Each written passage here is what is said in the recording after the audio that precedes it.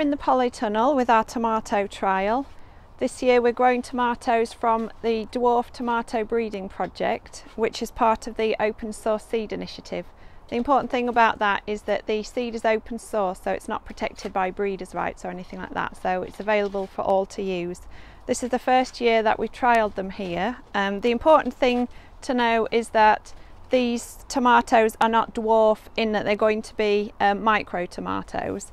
What it means is they're actually indeterminate tomatoes, but instead of growing up massive trailing vines, they're compact bushes, about 4 or 5 feet tall. So in the past we've grown indeterminates here. Indeterminate tomatoes will grow and they'll produce side shoots and they'll flower on the trusses, but then they'll keep going and keep growing and just get huge and unmanageable. And they're also a lot of work to take the side shoots out.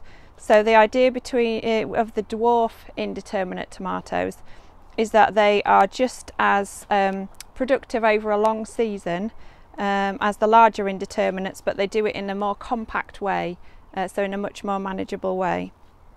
The determinate tomatoes, we've grown those in the past as well, they tend to grow on shorter bushier plants, but you tend to find that they grow and flower and produce tomatoes over a much shorter season. So they sort of do their thing and then they're over. And they don't tend to have the same level of flavour as the indeterminate tomatoes. So these are their seed that they will come true from seed.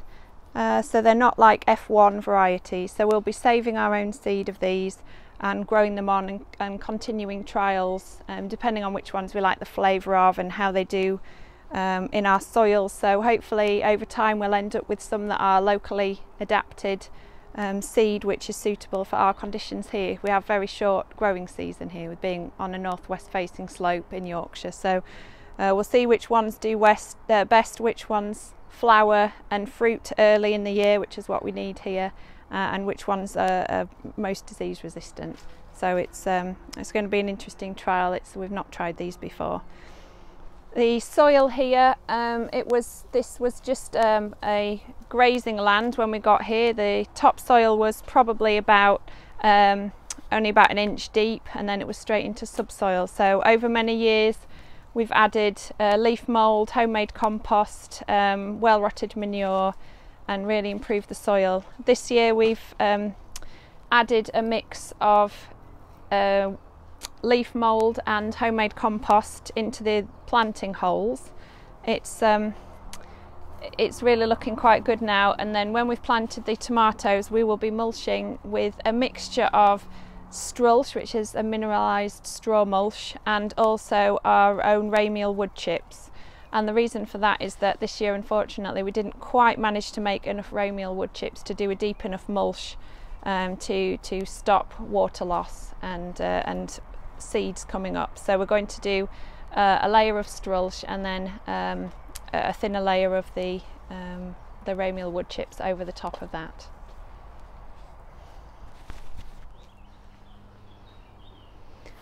This tomato here is called New Big Dwarf. It's a cross between Ponderosa, which is a large indeterminate, and one called Dwarf Champion, which was released in 1889. So this variety here was released in 1919, so you can see it's actually quite an old variety, and this tomato variety is the basis for a lot of the other tomatoes in this breeding project. You can see here we're doing quite well already. We've already got flowering trusses quite low down, whereas usually, particularly because we're north facing aspect as well, our plants quite often get a bit stretched, and usually our flowering trusses are right up here. So you can see that we don't get many flowering trusses in before we have to cut the top of the plants off. So we're really hoping that these will produce many more tomatoes in a shorter space. These dwarf tomatoes sort of fell out of favour really, but actually they're gaining more interest now.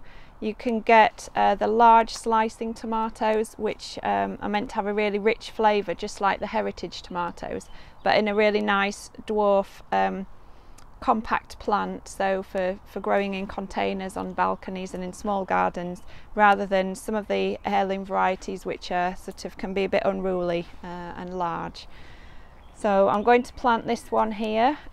We've had problems in the past with moles in our polytunnel, so as I mentioned in a previous video, we plant our tomatoes into a sort of almost like a pot made out of chicken wire under the ground, so that as the moles are coming along they can't damage the roots. So I'm going to plant this tomato a bit deeper in the ground.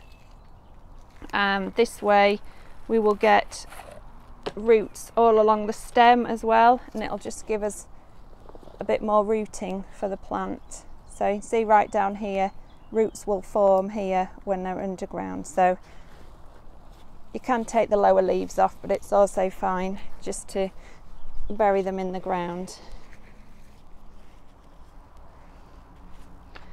Just one more plant to put in now, so we're nearly done. When these are flowering and fruiting, we'll be collecting the seed ourselves.